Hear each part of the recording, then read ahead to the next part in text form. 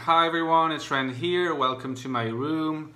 I'm going to open up this little window of my diary, third episode of my diary today, because I don't know, it's a weekly thing. Usually I publish it on Fridays, but I suppose I explained in my more recent video that that didn't have to be a Friday thing, as long as I sort of try to maintain it as a weekly thing. So I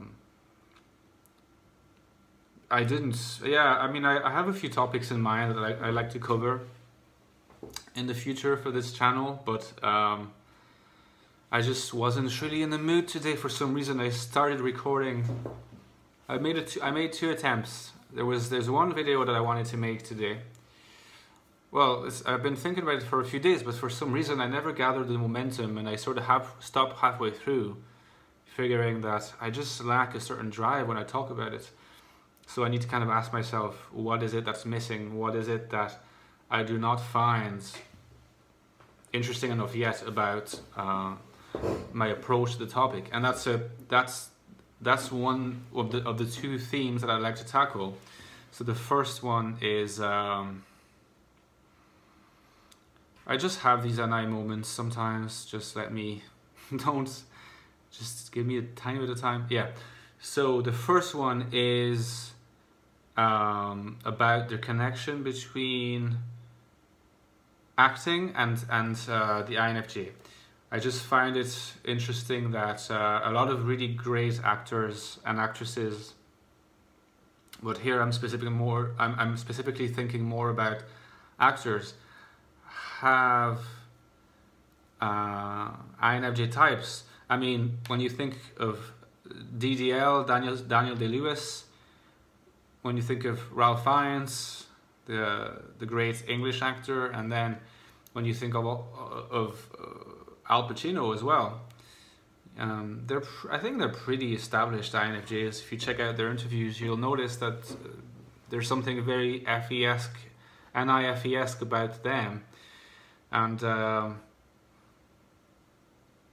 I feel like these actors, they're able to inhabit certain roles and characters that might be susceptible to being, interpreted in terms of the NIFE-TI-SE functional stack of the INFJ. And so it will be interesting to discuss what could be linked between, we hear and we know that we can be actors of a certain kind, INFJs anyway, in the sense that we can be chameleons of a sort, so we adapt to our audience to make sure that the transaction is as harmonious and pleasant as possible for both parties. So in a sense, we are chameleons and actors of a certain kind. I hope not superficial, of the superficial kind, but there's something there. And so I like to make a link, I'd like to draw a connection between this and then the actual realm of professional acting, and sort of imagine what a scenario could be in which an INFJ flourished in the realm of acting, as actual INFJs have. So that it'd be cool to sort of speculate about that. For some reason, I started recording a video because I have the ideas in my mind already, but a few days ago I started making one, and then I kind of stopped because I feel like I was lacking drive. I had a bit of a sore neck yesterday, and maybe I just was a bit, maybe I was a little bit more morose than usual. I don't know, but I gave it up, and I tried earlier and I gave it up again. So that was my first attempt. Then my second leads, which is another topic that I wanted to delve into more thoroughly, is the topic of furthering the open monistic system and its description in videos, because I've made lots of videos on open monism, but I feel like at the time when I started making them, because they're so abstract and so not easy to grasp, I guess, in a way, the ideas that are developed there, because it's kind of a philosophical system of sorts, some of the introductory videos to that system are they don't have a lot of views. I think it's just I should release them a little bit later. Maybe it is still a bit too early to release them if they're not going to have a lot of impact, because those videos tend to have low impact, which is not what I want. Although I completely understand why that is. It's not quite the INFJ content that I usually produce on Ren's Room, and that's fine. I mean, I like producing INFJ content on Ren's Room. It's like a social place, you know. It's in many ways it is my social outlet in life, and I very much need it, require it, treasure it, all these things. But I feel like there is a connection between this open monistic system that I'm developing and that I would like to continue presenting in as bare and essential and simple form as possible in videos, which is completely respectful to the truth of the framework as I render it on paper. Still ongoing, but you know, it's really on the way to being completed by the middle, like by the mid-year or something, you know, definitely, I think. First draft. But you know, it's obviously not so easy to present it in video, but I think that I can, and the reason why also I would like to do that, and why I don't think that it is necessarily something that I do that's a little bit of an extra, you know, on top of the INFJ videos.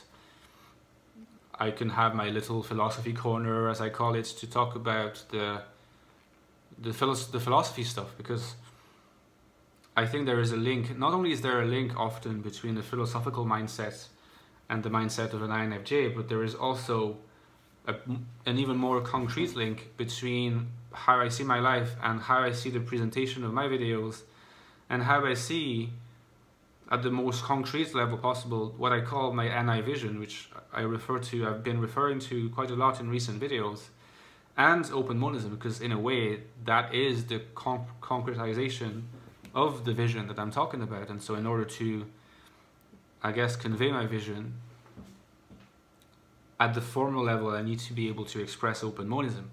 Now in practice, this is what I do in my videos, this is how I behave, and you sort of have to take it on faith that, you know, this I embody my own approach and my own system, and that I'm faithful to it. But at the same time, I mean, there is definitely a sense in which I would like to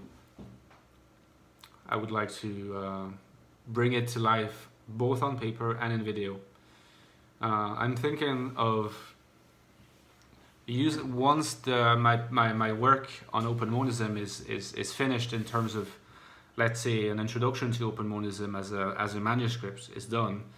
I'll have all my notes kind of ready for a second draft by the middle of the year. So from then onwards, I'll be able to work on the final manuscript. I would like to be able to produce it and find a way to perhaps then use it as a way to get back into academia, because I've been thinking of going back to academia, you know, given my frustration and unhappiness with my previous jobs, and I say jobs because I'm talking about at least the last two, and you know, my desire to get a sense of anticipation from other domains, other fields, and fields of thought, of thinking. I'm thinking of because if my work is worth it, if there is something really interesting about what I'm producing, it will probably catch attention. You know, so then the question will be, will that be enough for a philosophy position, or will I still be competing in the domain of the history of ideas? My work on open monism is not history of ideas, but could still be an argument on top of my thesis at the time, and the article I published in the book right here, which has nothing to do with open monism on the surface. It's a book on the West, the American West in pre-1800 literature, and there's an article I wrote on a little essay that Thomas Jefferson wrote on the Louisiana, not the Louisiana Purchase, and not the Louisiana State, but what was the Louisiana Territory at the time, and how his accounts foreshadowed an articulation, a Republican articulation of American identity. it's a very intellectual history kind of approach, but it's not really what I am intellectually at this stage. So it's a tricky situation for me. It's like I really very much feel like it'd be cool to try to get closer to an area, a professional area, where the activity of thinking can be remunerative in some way. But at the same time, I'm just not sure that's history of ideas is for me. And then would I do a PhD in philosophy proper? That's complicated because I've done a one PhD already, and that is one of the most difficult. It's one of the most beautiful and harrowing experiences at one and the same time. You know, it's like to give birth to a PhD thesis and defend it and then have the title. I mean, it's a work of many years, and I'm not sure I'm ready to do this again, just for the sake of then being able to apply for philosophy positions. So it's honestly, it would be amazing if I could sort of bypass that through my specialization, my doctoral specialization in history of ideas, and the addition of that new work that I've been working on. Who knows if that can help me. That also depends on whether the work that I'm working on is actually judged to be important or original, at least enough for it to qualify as an equivalent of a dissertation or something. In terms of intellectual efforts, it very much is, but there's no real affiliation, and at the moment for me, academically speaking, and these are just questions I'm asking myself. But it's interesting to see how I'm constantly someone who's trying to integrate different things. So, for example, there's the open monism, the NI vision thing that I connect with the INFJ thing, which I want to connect with my professional endeavors. But then there is something else too, which I guess is something that I would like to work on at some point, which is to start thinking about how to move beyond the descriptions of the INFJ as we see them on the internet. We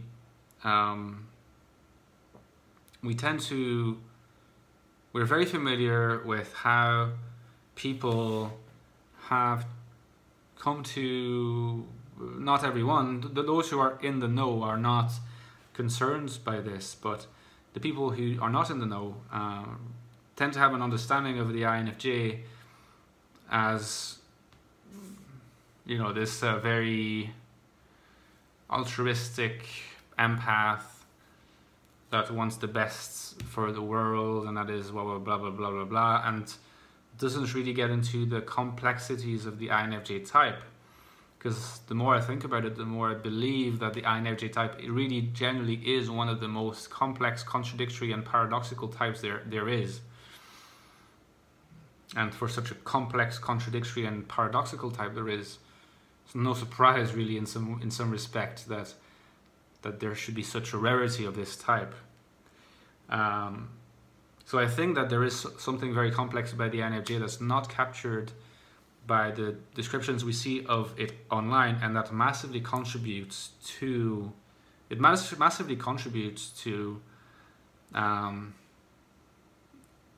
these then further distilled little cliches that are divulged and like sort of propagated everywhere.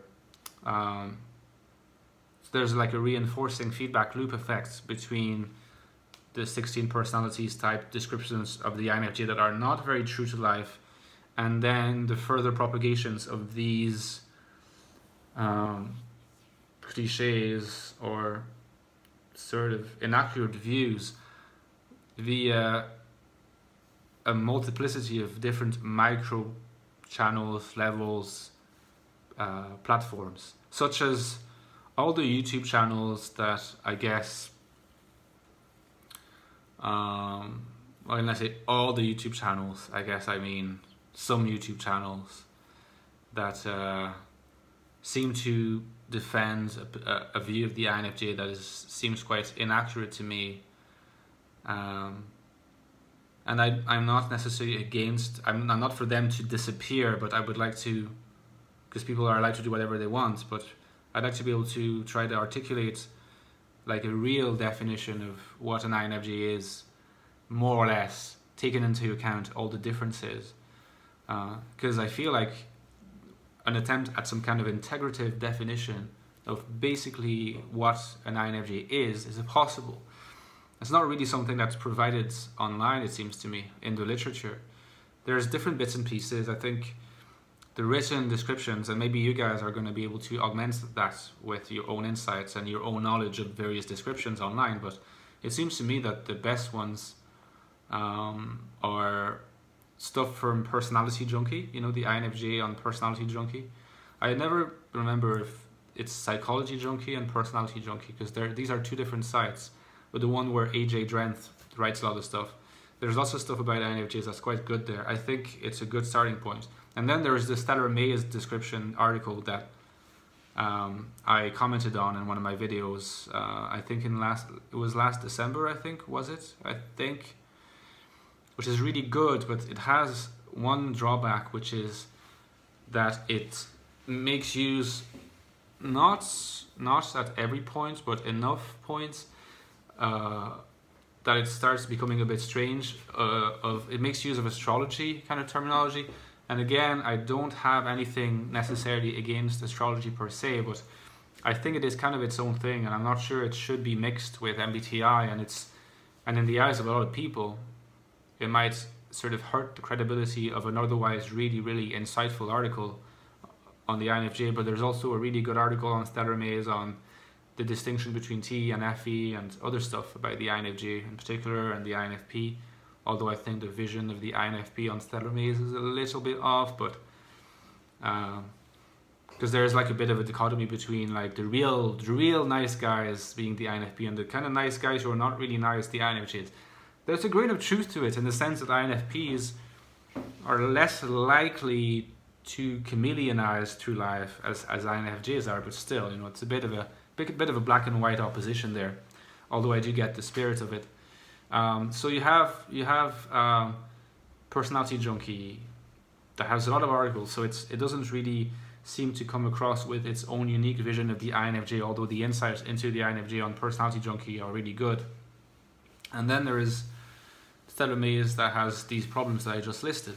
I'm just thinking, you know, like more could be done to arrive at a definition of the INFJ that is qualitative as well, because I feel like there are lots of attempts at quantitatively defining what different types are. You know,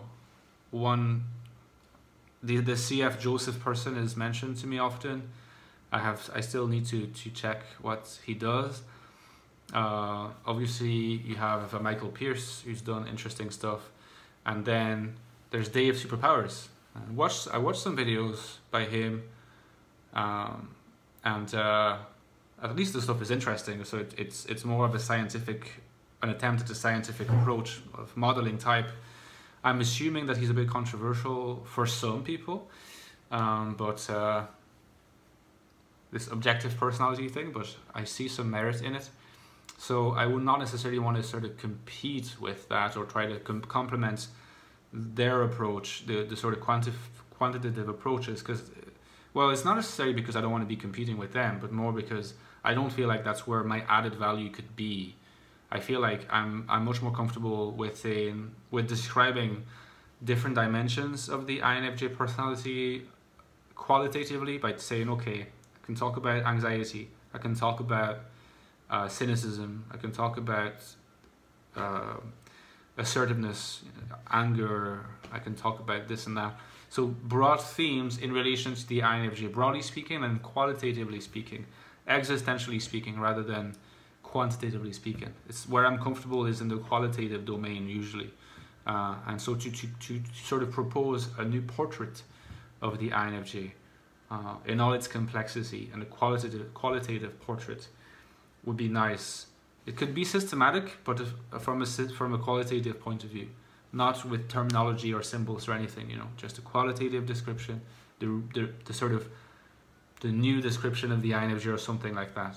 It's something that I would really like to do, and I'm starting to think about how to articulate it. And I think in some respects I'm perhaps already doing it with my various videos on themes relating to the INFJ. I could sort of tackle any theme that can be talked about in relation to the INFJ, so I'm building this up already, but it'd be nice to formalize it further. Okay, guys, 20 minutes this time. See you soon. Take care.